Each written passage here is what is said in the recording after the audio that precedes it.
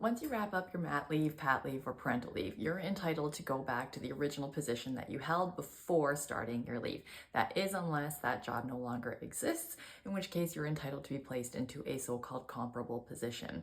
Now, the biggest thing to keep in mind is that while you were away, you probably had somebody temporarily fill your role. Just because that person is still sticking around doesn't mean that that job no longer exists.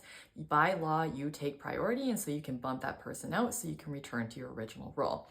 Now, let's say that your job actually has fundamentally changed or it's been eliminated altogether. So we get into this analysis of whether there's a comparable role available. That's going to look at a bunch of things. It's not just pay and benefits. So some relevant considerations are the way that your contract described what your job is, work scheduling, vacation entitlements, also prestige and hierarchy. Like, you're not necessarily required to take a demotion just so you can get a comparable role.